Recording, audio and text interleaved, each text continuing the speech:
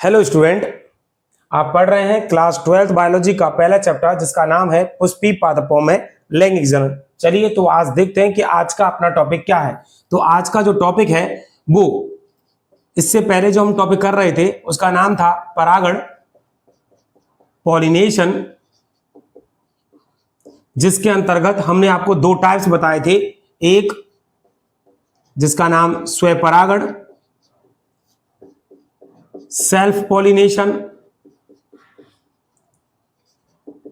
और दूसरा टाइप बताया था आपको परपरागण, क्रॉस पॉलिनेशन। तो इन दोनों टॉपिकों में से एक टॉपिक हम क्लियर कर चुके हैं, स्वपरागण वाला टॉपिक अपना क्लियर हो चुका है। तो आज का जो अपना टॉपिक है उसका नाम है परपरागण। और आपको याद हो तो इससे पहले टॉपिक में जब मैंने आपको स्वपरागण समझाया था तो वहां पर मैंने आपको कुछ पुष्पों के बारे में बताया था और कुछ प्लांट्स के बारे में बताया था। तो उनको एक बार हम फिर से देख रहे हैं, जरा देखिए, ताकि परपरागण को समझना और भी आसान हो जाएगा। ऐसा मैंने कुछ बनाया, ऐसे पौधे जिन पर जो पुष्प हैं उनमें नरजन्नांग और मादा जन्नांग दोनों होते हैं। उस पुष्प को मैंने बोला था द्विलिंगी। इन सभी के उदाहरण मैंने आपको पिछली क्लास में बताए हुए हैं, तो प्लीज वहां जाकर भी आप देख सकते हो। नेक्स्ट, कुछ पौधे ऐसे होते हैं जिन पर एक एक लिंगी के दोनों ही पुष्प पाए जाते हैं, नर वाले भी और मादा वाले भी, लेकिन पुष्प होते हैं एक लिंगी।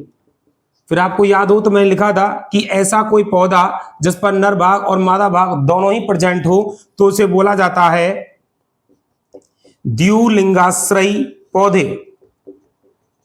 फिर उसके बाद कुछ प्लांट्स ऐसे बताए जिन पर जो फ्लावर लगे हुए हैं, या तो उस पर नर भाग है यानी पुंकेसर वाले पुंकेसरी पुष्प, या फिर इसी के जाति का कोई दूसरा पौधा जिस पर पुष्प लगे हुए हैं स्त्री केसर वाले। नेक्स्ट, ऐसे कोई प्लांट तो आप देख सकते हो कि दोनों पर जो पौधे पर पुष्प लगे हुए हैं वो आपके एक एक लिंग वाले हैं। तो यानी ये पुष्प भी कैसे हैं, एक लिंगी। लेकिन आप एक चीज और देखिए कि ये जो पौधे हैं इन पर एक एक लिंग वाले ही हैं, यानी एक ही पौधे पर दोनों लिंग वाले पुष्प नहीं है। तो ऐसे पौधे कहलाते हैं एक लिंगाश्रयी पौधे। तो जब मैंने आपको स्वपरागण करवाया था तो ये करवाया था जब एक पुष्प के परागकण उसी पुष्प के वर्तिकाग्र पर स्थानांतरित हो जाते हैं तो इसे कहते हैं स्वपरागण, जिसका एक प्रकार करवाया था स्वयुग्मन। क्लियर। नेक्स्ट फिर बताया था जब एक पुष्प के परागकण उसी पौधे के किसी अन्य पुष्प पर, ध्यान सुनोगे, जब एक पुष्प के परागकण उसी पौधे के किसी अन्य पुष्प के वर्तिकाग्र पर स्थानांतरित होते हैं तो इसे भी कहा जाता है स्वपरागण, जिसका टाइप था सजात पुष्पी परागण। पर यहां पर मैंने एक चीज और आपको बोली थी, और वो चीज क्या थी कि देखो बेटा, यहां तो पुंकेसर जो होते हैं वर्तिकाग्र से थोड़ा ऊंचा होते हैं, जिसके कारण जब पराग को फटता है तो पराग कण जो होते हैं वो वर्तिकाग्र पर गिर जाते हैं, यानी कि यहां पर स्थानांतरण जैसी कोई प्रक्रिया नहीं होती। और आपको याद हो तो जो परागण वाला जो टॉपिक कर रहे हैं उस टॉपिक का नाम एक ये भी है, युग्मकों का स्थानांतरण, यानी परागकणों का स्थानांतरण, नरयुग्मक का स्थानांतरण। तो स्थानांतरण को यहां पर पौधे में क्या बोल रखा हमने, परागण क्रिया। तो चूंकि इसमें अगर देखें तो यहां पर स्थानांतरण जैसी प्रक्रिया नहीं हो रही, लेकिन यहां पर स्थानांतरण जैसी प्रक्रिया होती है। और अगर स्थानांतरण जैसी प्रक्रिया हो रही है तो हो सकता है ये बाह्य साधनों के द्वारा भी हो। बाह्य साधन कौन से हो सकते हैं, जैसे मैंने बोला था कीट है, पक्षी है, चमगादड़ है, ऐसे बाह्य साधनों के माध्यम से भी ये हो सकता है। तो कहने को तो ये स्वपरागण है, क्यों, क्योंकि ये एक ही प्लांट पर हो रहा है। लेकिन अगर तरीके से अगर देखा जाए तो जो मैंने आपको बताया था, कार्यात्मक रूप से अगर देखा जाए तो ये एक प्रकार का क्या ही है, ये एक प्रकार का देखा जाए तो एक प्रकार का ये परपरागण ही है, बस इसमें दो प्लांट्स का इस्तेमाल नहीं हो रहा है। पर आप इसे परपरागण मत बोलना, बस इसमें क्या है, बाह्य साधनों का इस्तेमाल हो रहा है, इसलिए इसको अगर देखा जाए तो इसमें बोल सकते हैं कि इसमें परागण जैसी क्रिया हो रही है, पर इसमें कोई परागण जैसी क्रिया नहीं है, यानी कि इसमें स्थानांतरण नहीं होता है। बाकी ये दोनों स्वपरागण के ही टाइप्स हैं, स्वयुग्मन और सजात पुष्पी परागण। नेक्स्ट, आज का जो टॉपिक जो मैं करवाने वाला हूं वो टॉपिक है परपरागण। अब इसको देखिए जरा, और परिभाषा सुनना पर परागण की।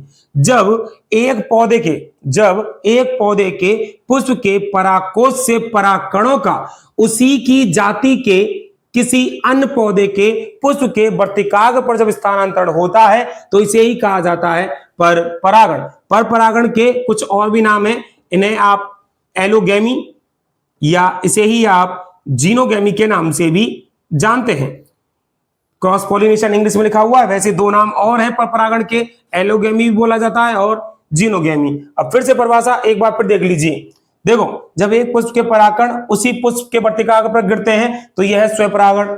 जब एक पौधे के पुष्प के परागकण उसी पौधे पर स्थित किसी अन्य पुष्प के वर्तिकाग्र पर गिरते हैं तो भी इसको बोलते हैं स्वपरागण। लेकिन मैंने क्या बोला है, जब एक पौधे के पुष्प के परागकण किसी अन्य पौधे पर, जाति वही होनी चाहिए, किसी अन्य पौधे के पुष्प के वर्तिकाग्र पर गिरते हैं तो इसे कहा जाता है पर परागण, एलोगैमी या जीनोगैमी। क्लियर? अब सुनो बेटा ध्यान से। अब तुम देख रहे हो कि इसमें जो परागण की क्रिया है वो दो प्लांट्स में हो रही है, तो आपको ये जान लेना जरूरी है कि अगर आपसे पूछा गया स्वपरागण और पर परागण में से पर परागण, ध्यान सुनोगे, स्वपरागण और पर परागण में से मात्र परागण की क्रिया कौन सी है, तो मात्र अगर परागण पूछा जाए तो मात्र परागण, ये मात्र का मतलब यहां पर है केवल परागण की जो क्रिया हो रही है वो किस में ही हो रही है, पर परागण में। क्योंकि स्थानांतरण जैसी जो क्रिया है वो किस में हो रही है, पर परागण वाले पौधों में। तो एनसीईआरटी में लाइन लिखी हुई है कि पर परागण ही मात्र या केवल एक प्रकार का क्या है, पर परागण है। फिर से सुनो, पर परागण ही केवल एक प्रकार का क्या है, परागण क्रिया है। स्वपरागण को एनसीईआरटी के अंतर्गत क्या नहीं माना गया है, परागण नहीं माना गया है। क्लियर बेटा यहां पर? ठीक, क्यों? क्योंकि इसमें स्थानांतर जैसी क्रिया होती है और यहीं पर हम पढ़ेंगे जल के माध्यम से, वायु के माध्यम से, कीट के माध्यम से, पक्षी के माध्यम से, चमगादड़ के माध्यम से, अलग अलग प्रकार के परागण की क्रिया को हम यहां पढ़ेंगे। ओके बेटा, अब एक चीज और सुनिए, आप देख रहे हो कि यहां पर परागण की जो क्रिया है वो दो पौधों में हो रही है, तो यानी ऐसे पौधे जिनमें परागण की क्रिया दो पौधों के बीच में हो रही है तो इनसे उत्पन्न जो बीज होंगे और बीजों से उत्पन्न जो पौधे होंगे उनमें दोनों ही पौधों के क्या आने चाहिए, गुण या लक्षण। और इसी कारण पर परागण से उत्पन्न जितनी भी संततियां होती हैं उनमें पुनर्योजन व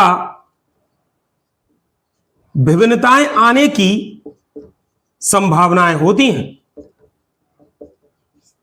लेकिन स्वपरागण में ऐसा नहीं है। मैंने आपको उसमें हानि में भी लिखवाया था कि स्वपरागण में लाभ तो यह है कि जाति की शुद्धता बनी रहती है, लेकिन नई जातियों के निर्माण की प्रक्रिया रुक जाती है। पर चूंकि यहां पर दो अलग अलग पौधों में प्रक्रिया हो रही है, इस कारण नए लक्षण आने के चांसेस ज्यादा होते हैं। जैसे मैंने वर्ड लिखा हुआ पुनर्योजन, नए जीनों का संयोजन कहलाता है पुनर्योजन। अब चूंकि नए नए जीनों का संयोजन होगा तो अगली आने वाली संतति में भी क्या उत्पन्न हो सकते हैं, विभिन्नताएं उत्पन्न हो सकते हैं। तो देखा जाए स्वपरागण से कहीं ज्यादा अच्छा जो है वो क्या है, पर परागण।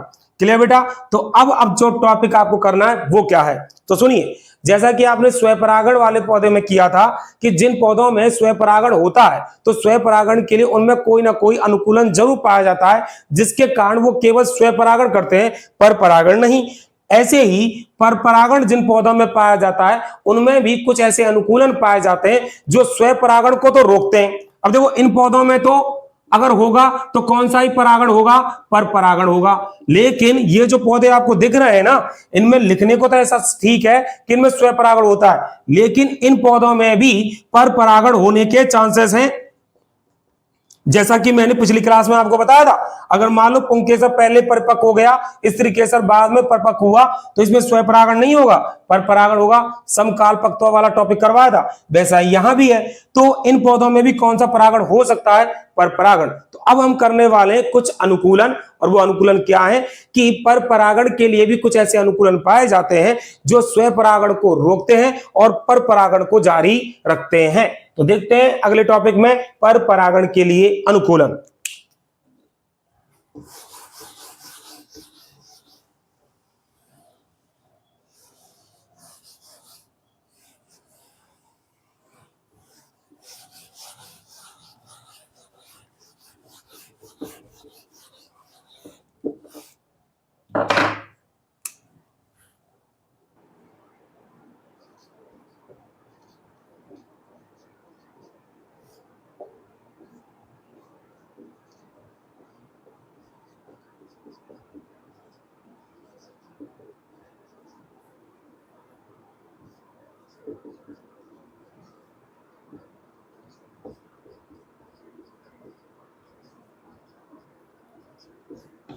देखिए बेटा, अब हम जो टॉपिक कर रहे हैं उसका नाम है पर परागण के लिए अनुकूलन। ध्यान से टॉपिक को समझना बेटा, इंपॉर्टेंट टॉपिक है। देखिए, मैं फिर से प्लांट्स बना रहा हूं, बार बार हमको इसकी जरूरत पड़ती है।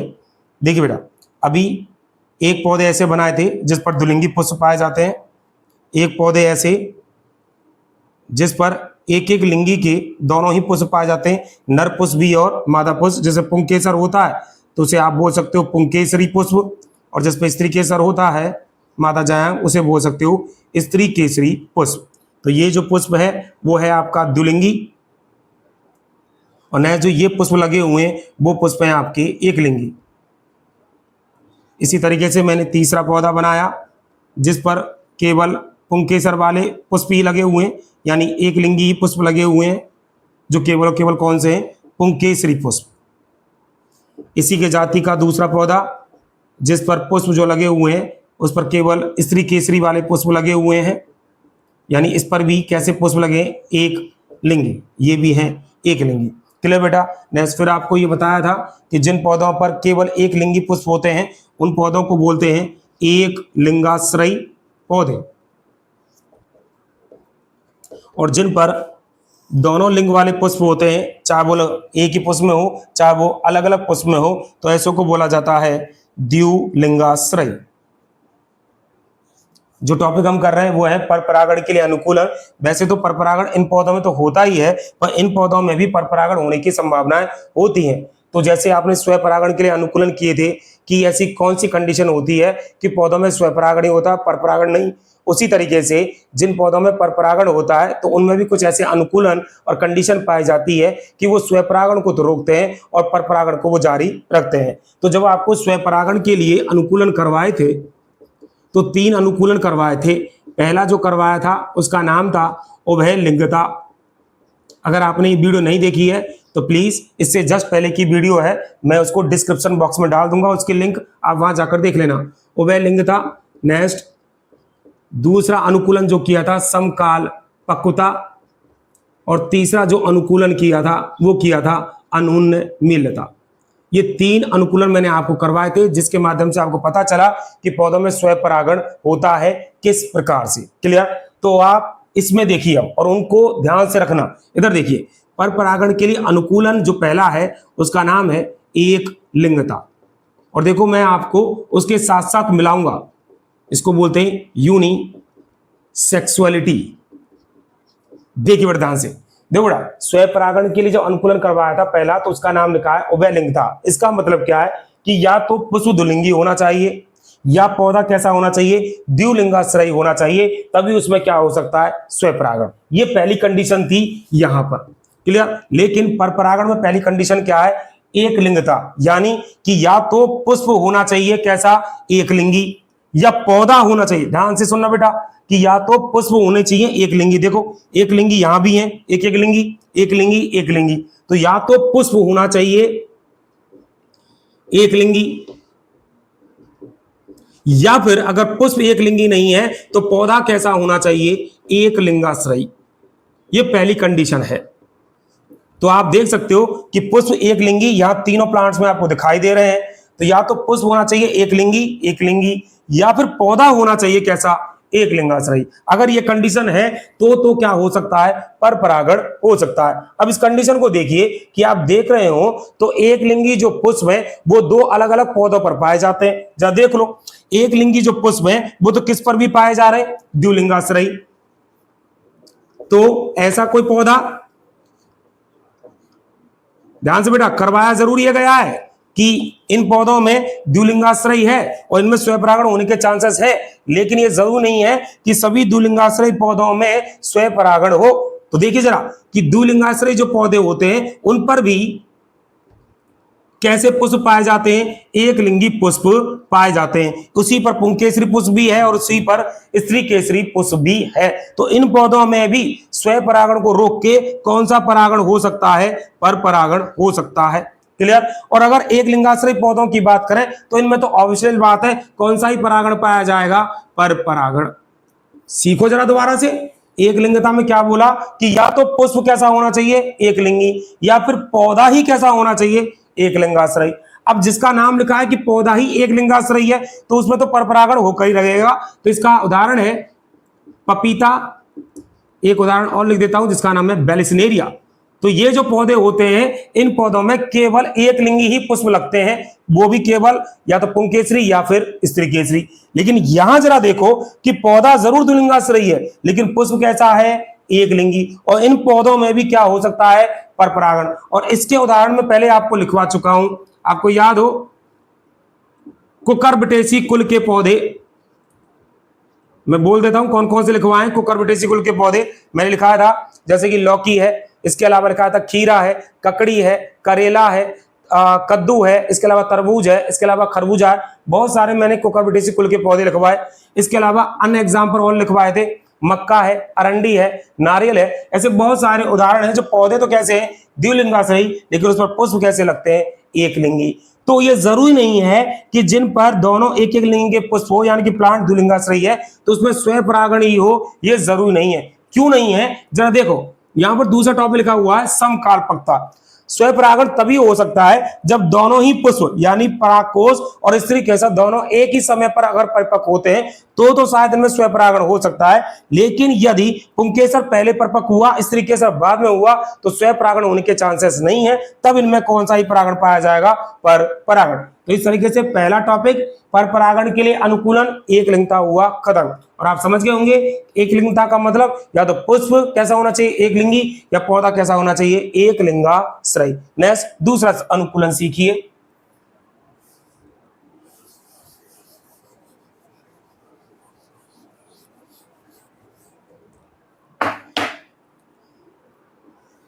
मैं इधर की साइड सभी अनुकूलनों को लिख रहा हूं जो परपरागण के हैं, क्योंकि यहां मैं समझाता जा रहा हूं।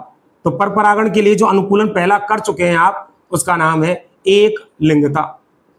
क्लियर। अब जरा दूसरा देखेंगे, और जरा दूसरा देखिए।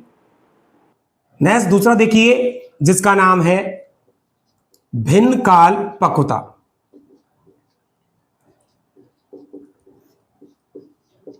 डाइकोगेमी, इसको भी सीखिए।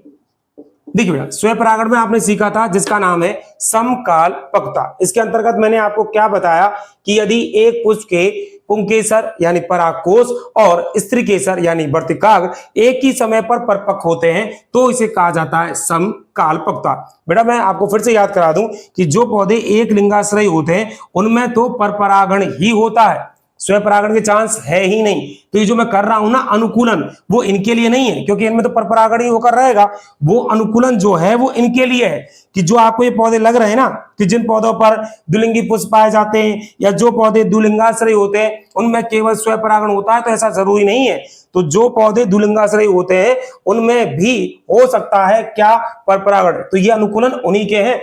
पर ध्यान से, जब स्वयं परागण करवाया गया था तो समकालपकता एक ऐसी कंडीशन थी कि यदि परागकोश और वर्तिकाग्र, परागकोश या वर्तिकाग्र एक ही समय पर परिपक्व होते हैं तभी द्विलिंगाश्रयी पौधों में कौन सा परागण हो सकता है, स्वयं परागण हो सकता है। लेकिन यदि द्विलिंगी पुष्प या द्विलिंगाश्रयी पौधों में परागकोश और वर्तिकाग्र एक ही समय पर परिपक्व नहीं होते, परागकोश एवं वर्तिकाग्र का एक समय पर परिपक्व ना होना ही कहलाता है भिन्न काल पक्वता। क्लियर हुआ बेटा। अब देखिए मैं एक उदाहरण से आपको समझाता हूं कि मैं ले लेता हूं एक द्विलिंगी वाला पुष्प, या कहूं तो एक द्विलिंगाश्रयी पौधा है जिस पर कौन से पुष्प लगे हुए हैं, द्विलिंगी। अब अगर कंडीशन समकाल पक्वता है तो इसमें क्या ही होगा, स्वयं परागण।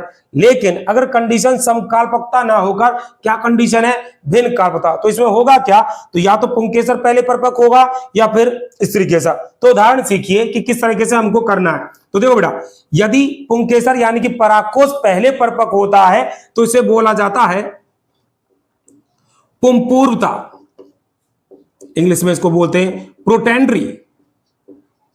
सीखो जरा, इस पुंपूर्ता का मतलब क्या है कि यदि पुष्प, कोई दुलिंगी पुष्प है, दुलिंगी पुष्प में परागकोश पहले परिपक्व हो रहा है स्त्री केसर से पहले, तो उसे बोला जाता है पुंपूर्ता। तो इसमें होगा क्या कि एक दुलिंगाश्री पौधे जिस पर दुलिंगी पुष्प लगे हुए हैं, उसके परागकोश में जैसे ही परागकण बनेंगे तो परागकोश की भित्ति फट जाएगी और परागकण बाहर निकल जाएंगे। अब चूंकि इसके स्त्री केसर का वर्तिकाग्र परिपक्व नहीं हुआ है, इसलिए अगर परागकण यहां चले भी गए तो भी परागण की क्रिया यानी निषेचन की क्रिया नहीं होगी। तब होगा क्या कि इसी जाति का कोई और पौधा होगा जिस पौधे पर भी कौन से पुष्प लगे होंगे, दुलिंगी लगे होंगे। लेकिन इस पौधे में परागकोश या तो पहले परिपक्व होकर खत्म हो चुका होगा या इसका परागकोश पहले परिपक्व नहीं हुआ होगा। हो सकता है इसका स्त्री केसर परिपक्व हो गया हो, तो ये परागकण विभिन्न माध्यमों के द्वारा, जल, वायु, कीट, पक्षी या चमगादड़ के द्वारा वो अपनी ही जाति के किसी अन्य पौधे के पुष्प के वर्तिकाग्र तक पहुंच जाएगा। तो ये स्वपरागण थोड़ी ना है, ये क्या कहलाएगा, परपरागण, क्योंकि ये परागण क्रिया दो पौधों के बीच हो रही है। तो पुंपूर्ता में क्या बताया कि यदि पुष्प का परागकोश पहले परिपक्व हो जाए स्त्री केसर से, तो इसको क्या कहा जाता है, पुंपूर्ता कहा जाता है। अब यहां एक चीज और सीखिए कि चलो इसका जो पुंकेसर है वो पहले परिपक्व हुआ, स्त्री केसर बाद में होगा। तो जब तक स्त्री केसर परिपक्व होगा तब तक जो पहले परिपक्व हो चुका है पुंकेसर, उसके परागकण क्या हो चुके होंगे, खत्म। इसलिए इन पौधों में स्वपरागण होने के चांसेस ना होते हैं, ना के बराबर। अब पुंपूर्ता के कुछ उदाहरण देख लीजिए, जैसे कि गुड़हल, जैसे कि कपास, जैसे कि भिंडी, जैसे कि धनिया, एक पौधा और है जिसका नाम है शालविया। तो ऐसे कुछ पौधे हैं जिन पौधों में होने को तो दुलिंगी पुष्प होते हैं, लेकिन उनमें समकालपक्वता नहीं पाई जाती। क्या पाई जाती है, भिन्न कालपक्वता, और उसमें भी पुंकेसर पहले परिपक्व होते हैं, ना कि स्त्री केसर। तो ये जितने पौधे लिखे हैं इनमें पुंकेसर पहले परिपक्व होता है। अब दूसरा सीखिए कि मान लो, अब इसको मैं मिटा रहा हूं यहां से, मान लो किसी दुलिंगी पुष्प में स्त्री केसर यानी कि वर्तिकाग्र पहले परिपक्व हुआ है, तो इसे बोलते हैं स्त्री पूर्वता, इंग्लिश को बोलते हैं प्रोटोगाइनी। अब इसमें क्या हुआ, वर्तिकाग्र पहले परिपक्व होगा पुंकेसर से पहले, तो जैसे ही वर्तिकाग्र परिपक्व होगा तो इसी के जाति का कोई अन्य पौधा भी होगा जिसका पुंकेसर पहले परिपक्व हुआ होगा या बाद में हो रहा होगा, तो उसके जो परागकण है वो इसके पुष्प पर आकर स्थानांतरित होंगे। तो ये चूंकि दो पौधों में हो रहा है तब भी इसको क्या बोला जाएगा, पर परागण। क्लियर हुआ बेटा। नेक्स्ट इसमें यह भी जान लीजिए कि जब इसमें परागण क्रिया हो जाएगी तो कभी ना कभी इस पुष्प का पुंकेसर भी परिपक्व होगा। तो जब होगा, तो जब इसके परागकण निकलेंगे तब तक तो स्त्री केसर कुमला चुकी होगी और इसमें निषेचन की प्रक्रिया हो भी चुकी होगी। तो ये परागकण यहाँ आएंगे भी नहीं और निषेचन की प्रक्रिया इसमें नहीं होगी, यानी स्वपरागण रुक जाएगा। केवल कौन सा ही परागण देखने को मिलेगा, पर परागण ही देखने को मिलेगा। अब स्त्री पूर्वता के भी कुछ उदाहरण देख लीजिए। एक कुल है पौधों का जिसका नाम है ब्रेसिकेसी, इसी का ही दूसरा नाम है क्रूसीफेरी। इस कुल का एक उदाहरण मैं आपको लिख रहा हूं जिसका नाम है सरसों। तो सरसों एक दुलिंगी है, लेकिन दुलिंगी पुष्प होता है, लेकिन उसमें स्त्री केसर पहले परिपक्व होता है, पुंकेसर बाद में। ऐसा ही एक और कुल है जिसका नाम है रोजेसी। रोजेसी कुल का एक उदाहरण जिसका नाम है गुलाब। तो रोजेसी कुल के पौधों में भी जो पुष्प पाए जाते हैं वो कैसे ही हैं, दुलिंगी, लेकिन उसमें स्त्री केसर पहले परिपक्व होता है, पुंकेसर बाद में होता है। इसके अलावा कुछ उदाहरण और लिख सकता हूं, जैसे कि बैंगन, बैंगन में भी स्त्री पूर्वता पाई जाती है। इसके अलावा है मक्का, इसके अलावा है चंपा। तो ये पौधे भी हैं जिनमें स्त्री पूर्वता पाई जाती है पहले और पुंपूर्वता होती है बाद में। क्लियर। तो इस तरीके से आपने दूसरा टॉपिक अनुकूलन सीखा जिसका नाम है भिन्न कालपक्वता। तो इस तरीके से हमारे दो टॉपिक हो गए, एक हो गया एक लिंगता, तो दूसरा हो गया भिन्न कालपक्वता। और ध्यान से एक लाइन सुन लीजिए बेटा, भिन्न कालपक्वता ही वो मेन कारण है जिसके कारण द्विलिंगाश्रय पौधों में स्वपरागण होने के बजाय कौन सा ही परागण पाया जाता है, पर परागण पाया जाता है। नेक्स्ट अगला देखिए बेटा,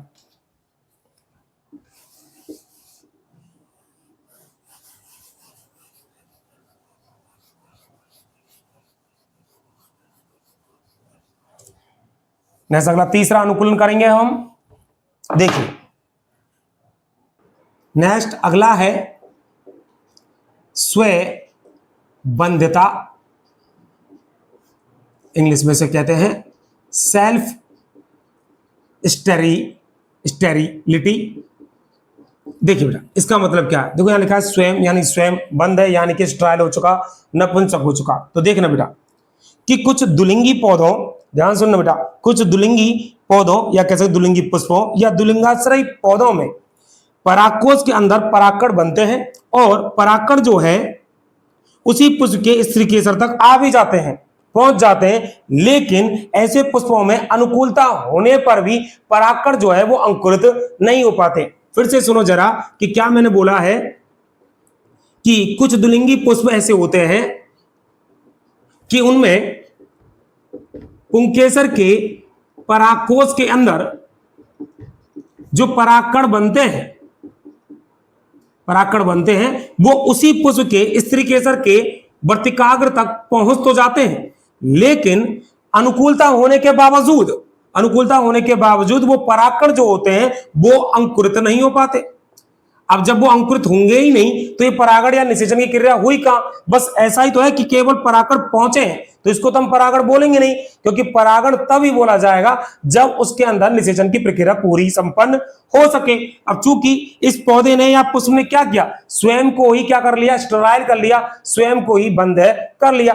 अब ये हुआ कैसे है, तो सुनना बेटा कि स्वयंबंधता जो है वो कुछ पौधों में एक पैतृक गुण है जो कि गुणसूत्रों पर पाए जाने वाले जीनों के द्वारा क्या होता है, कंट्रोल होता है। तो इसको कहा जाता है स्वयंबंधता, कि पुष्प ने अपने आप को स्वयं ही क्या कर लिया है, स्टेराइल कर लिया है। इसके जरा उदाहरण देख लीजिए।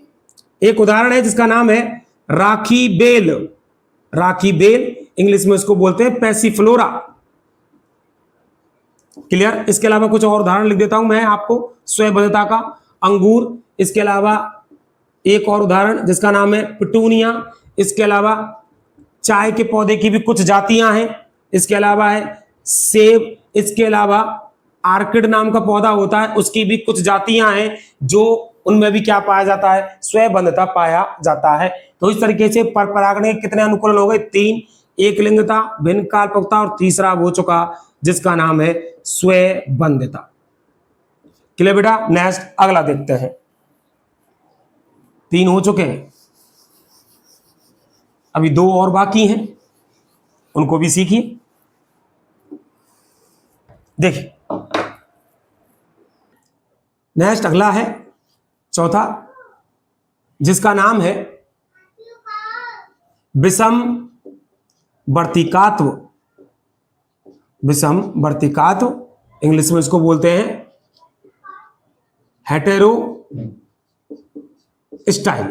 क्लियर बेटा? अब इसको देखो बेटा, यहां लिखा हुआ है विषम यानी अलग अलग, वर्तिकात्व यानी वर्तिका। जैसे अब तुम देखते हो पुष्प में ये स्त्री केसर वाला पोर्शन पाया जाता है, तो ये वाला पोर्शन है उसी का नाम है वर्तिका। और यहां लिखा है विषम, तो विषम का मतलब है कोई पुष्प तो ऐसा होगा जिसमें वर्तिका लंबी और कोई पुष्प ऐसा होगा जिसमें वर्तिका छोटी। देखिए विषम वर्तिका। तो सुनिए बेटा, एक प्लांट है जिसका नाम है प्रिमूला। उदाहरण से ही समझिए। इस प्लांट में क्या होता है, 2 प्रकार के पुष्प लगते हैं। एक पौधे में तो पुष्प ऐसा लगता है जिसका पुंकेसर जो होता है वो बड़ा, और जो स्त्री केसर होता है यानी जो उसकी वर्तिका होती है वो होती है छोटी। अब इसी के जाति का, प्रमूला की जाति का कोई अन्य पौधा ऐसा होता है जिस पर पुष्प जो लगते हैं, पुंकेसर जो होता है वो होता है छोटा, लेकिन इसका जो स्त्री केसर यानी कि जो वर्तिकाग्र होता है वो होता है बड़ा। अब ऐसे पौधों में निषेचन या परागण की प्रक्रिया समान लंबाई के पुंकेसर और स्त्री केसर के बीच ही हो सकती है। समान लंबाई के पुंकेसर और वर्तिकाग्र के बीच ही हो सकती है। जैसे कि लंबे पुंकेसर है तो लंबे पुंकेसर का परागण प्रक्रिया, निषेचन की प्रक्रिया लंबी वर्तिकाग्र के साथ ही हो सकता है। उसी तरीके से छोटे पुंकेसर जो है वो छोटी लंबाई के वर्तिकाग्र को ही क्या कर सकते हैं, परागित कर सकते हैं। तो इनमें ना चाहते हुए भी द्विलिंगी पुष्प है, लेकिन फिर भी इनमें कौन सा परागण पाया जाता है, पर परागण पाया जाता है। तो इस तरीके से आपका चौथा टॉपिक भी हुआ जिसका नाम है विषम वर्तिकात्व। तो आपके 4 अनुकूलन हो चुके हैं और आप देख रहे होंगे बेटा ये अनुकूलन केवल द्विलिंगाश्रय के लिए है, एक लिंगाश्रय के लिए नहीं। क्यों? क्योंकि इनमें तो पर परागण ही पाया जाता है। नेक्स्ट अगला देखिए बेटा,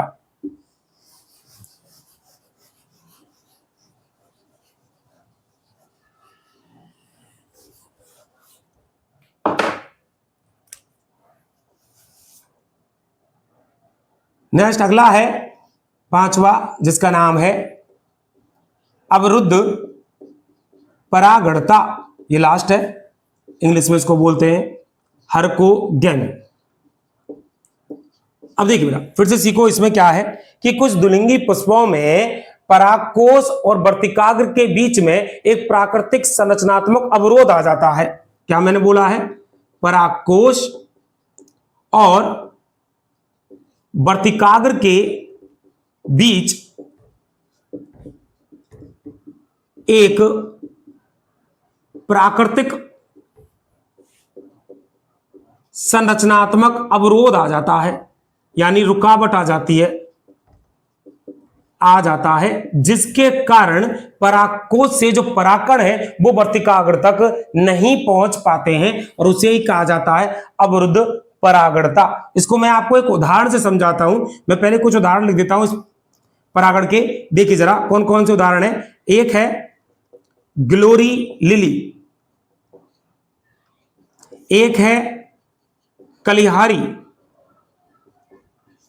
इसके अलावा एक है कैलोट्रोपिस, जिसको हिंदी में आग का पौधा बोला जाता है। अब मैं आपको एक ग्लोरी लिली के एग्जांपल से इस टॉपिक को समझा देता हूं। देखिए जरा, अब इनकी कोई जरूरत नहीं है, मैं इनको बिठा देता हूं यहां से। देखिए कि ग्लोरी लिली के पौधे में क्या होता है, ध्यान से सीखना बेटा, कि इसमें जो पुष्प लगा हुआ है, इसमें पुष्प में जो पुंकेसर होते हैं वो पुंकेसर नीचे की तरफ लटके हुए हैं और जो इसका स्त्रीकेसर होता है वो काफी ऊंचा होता है। क्लियर?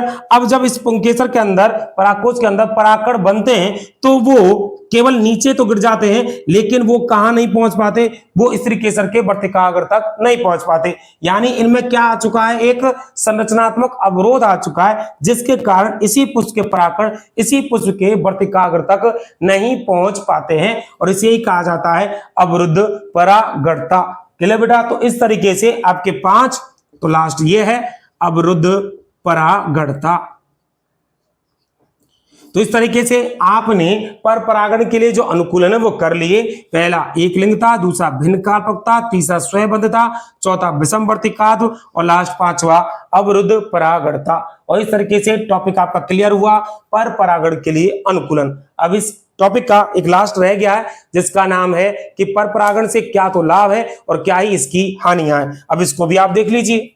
जिस तरीके से आपने स्वयं परागण के लाभ और हानि की थी, उसी तरीके से अब हम करते हैं पर परागण के लाभ और हानि। देखिए तो सबसे पहले बात करते हैं लाभ।